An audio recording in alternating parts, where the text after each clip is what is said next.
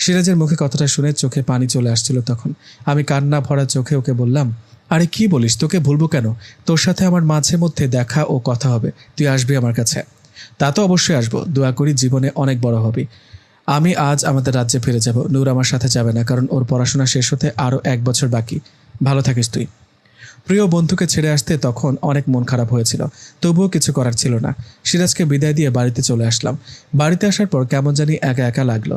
নিজেকে একা লাগায় ও মন খারাপ থাকায় বিকেল করে আমাদের বাড়ির পাশে আমার পুকুর পাড়ে গিয়ে বসে থাকতাম। তেমনই একদিন আসরের নামাজ পড়ে বসেছিলাম পুকুর পাড়ে। হঠাৎ আমার পেছন থেকে একটা মেয়ের আওয়াজ শুনে পেছনে তাকিয়ে দেখলাম নূর আমার পেছনে দাঁড়িয়ে। নূরকে দেখে বলে উঠলাম, নূর তুমি তুমি এখানে? আমার কথার জবাবে নূর বলল, কেন, আসতে মানা আছে বুঝি?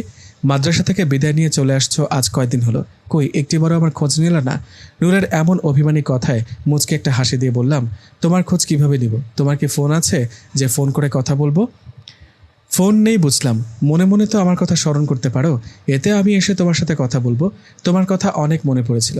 বাড়িতে এসে আমাকে ভুলে কিভাবে থাকো তুমি? সত্যি বলতে তোমাকে অনেক মিস করি, তোমার কথা মনে পড়ে। এদিকে বাড়িতে এসে কেমন একা একা লাগে, কিছুই ভালো লাগে না। এসব কথা বাদ দাও, তুমি এখন কেমন আছো? সিরাজ, তোমার মা বাবা ওরা সবাই ভালো আছে? জি আলহামদুলিল্লাহ ভালো আছে। সিরাজ ভাইয়ের সাথে কি দেখা কথা হয় না তোমার? আমি বললাম, কিছুদিন ধরে হয় না, তুমি ওকে বলো তো আমার সাথে দেখা করতে। ঠিক আছে, আমি ভাইকে বলবো কাল তোমার সাথে দেখা করবে। আজ আমি আসি, কাল পরশু তোমার সাথে আবার দেখা করবে, ওকে? কথাটা বলে চলে গেল নূর। এদিকে তার পরের দিন থেকে সিরাজ আমার সাথে দেখা করতে আসলো। সিরাজের সাথে দেখা হতে ওকে বললাম, কিরে সিরাজ, বাড়িতে গিয়ে ভুলে গেছিস আমাকে? কয়দিন হলো দেখা করিস না, ভুলে গেলি নাকি আমাকে? সিরাজ বলল, আরে না, কি বলিস, তোকে ভুলে যাব কিভাবে? বাড়িতে যাবার পর পরিবারকে একটু সময় দিলাম আর কি। তা তোর কি খবর বল, তোর মা বাবা ওরা কেমন আছে? জি আলহামদুলিল্লাহ ভালো। নূর আমাকে খবর দিল। নূর কি আসছিল তোর কাছে? জি আসছিল, গতকাল দেখা করতে আসছে, দুজনেই কথা বললাম। ও ভালো হয়েছে।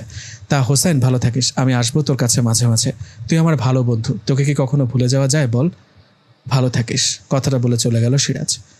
মাদ্রাসায় থাকতে সিরাজও আমি একই সাথে ছিলাম, সবসময় দেখা হতো। কিন্তু দুজনে দুজনের বাড়িতে আসায় মাঝে মধ্যে সিরাজের সাথে আমার দেখা হতো, কিন্তু নূরের সাথে 2-1 দিন পর পর দেখা হতো। তেমনই এক রাতে নূর আমাকে ঘুমের মধ্যে নিয়ে যায় একটা জায়গায়। জায়গাটা আমি ঠিক চিনি না।